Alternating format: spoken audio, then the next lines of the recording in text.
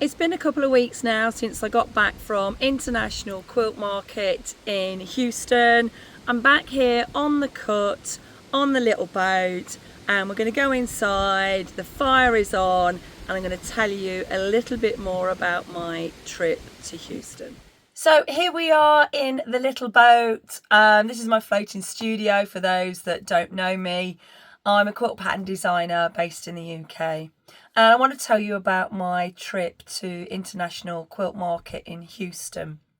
I wasn't going to go this year. I'd already been to H&H Chicago. However, my husband and one of my friends, Lisa, had persuaded me to go to keep up the momentum of my business, keep being out there, keep being seen. And do you know what? It was the best thing for me to do. Quilt Market was a lot quieter this year. This is my third time of going. It was a lot quieter. There was less booths there. Some of the larger fabric companies weren't there. Some of the notion companies weren't there. Some of the larger designers weren't there either.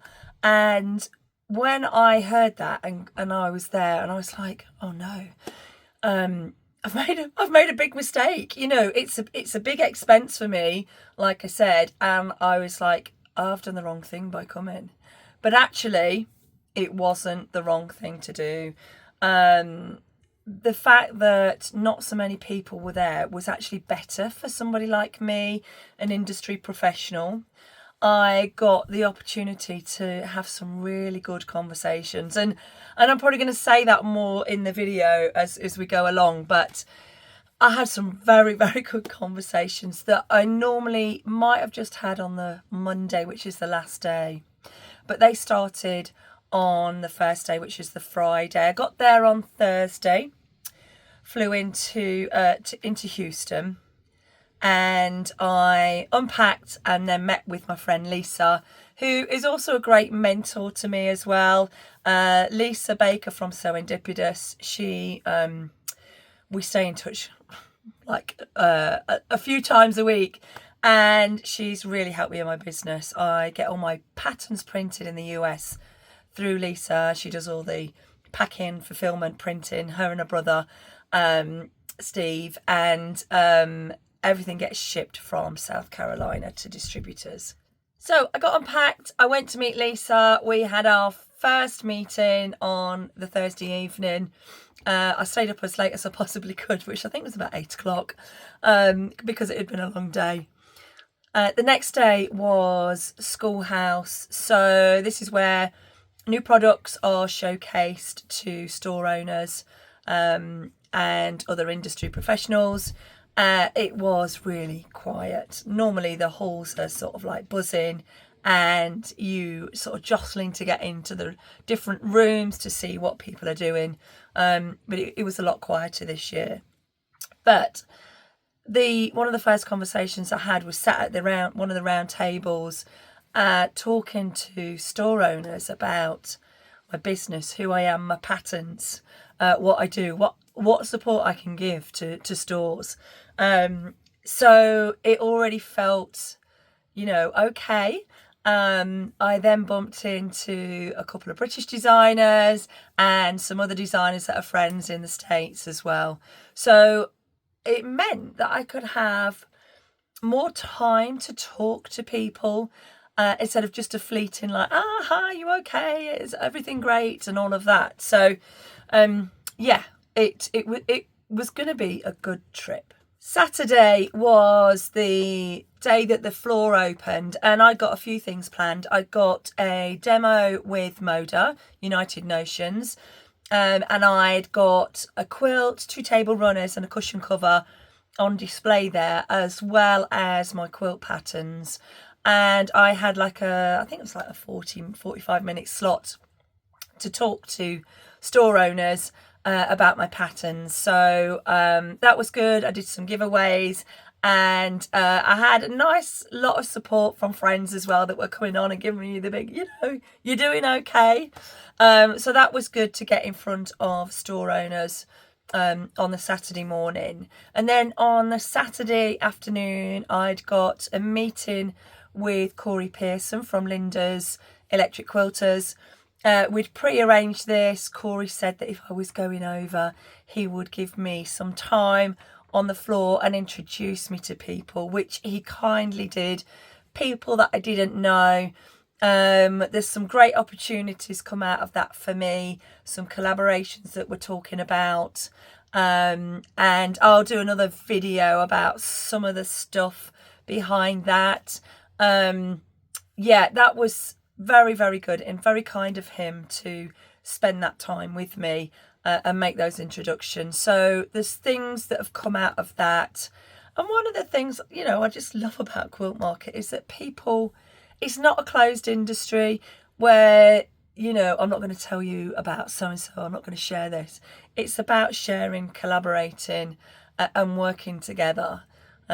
So that was Saturday afternoon. Saturday evening, I went out for dinner with Lisa and Scott Flanagan from Fourth and Main Designs and his mum and dad. So we had an early dinner together, which was great to have a catch up. And I wanted to pick Scott's brains as well, because he's been doing this a lot longer than I have. So yeah, we were chatting about things that I could perhaps do in my business. And we've got a retreat coming up together as well with Nancy McNally and Rona the Ribbitter next September in Shipshewana.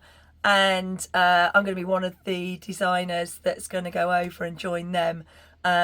So look out for that as well on socials. That more details will be coming out about that. I think around about Thanksgiving time. Sunday, I took a class with Stacey Lee from Stacey Lee Creative. She's a friend of mine. We met at our first Quilt Market 3 years ago. We'd attended a class on, I can't remember what it was, but it's like you're new here or get to know everybody or something like that. And Stacey and I have kept in touch over the last 3 years. So I went to her class. It was about YouTube and how to grow your YouTube channel. I can't remember the exact name of it.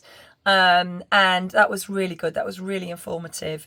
And also I had a one-to-one session with Stacey where she gave me some pointers on my YouTube channel, what I can do. I just sort of like feel like I'm floundering a bit at that at the moment. I'm not consistent.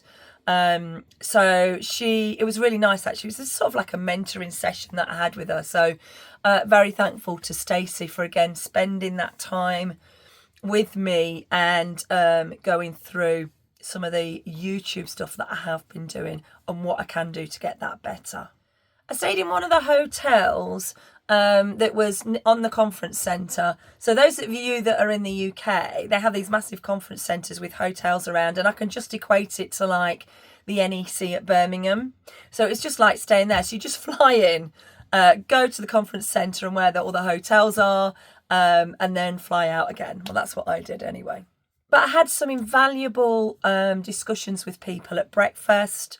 I was stood waiting in the queue for my breakfast omelette, and one of the ladies stopped me and she was like, "Are you on your own? Who are you? What do you do? You're here for Quilt Market. I've seen you walking around.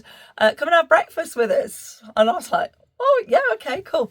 And she's a Canadian store owner, and I was showing her my patterns. Do you know what? It was good to not have to do a 30-second elevator pitch to people and have that time to have those more meaningful discussions.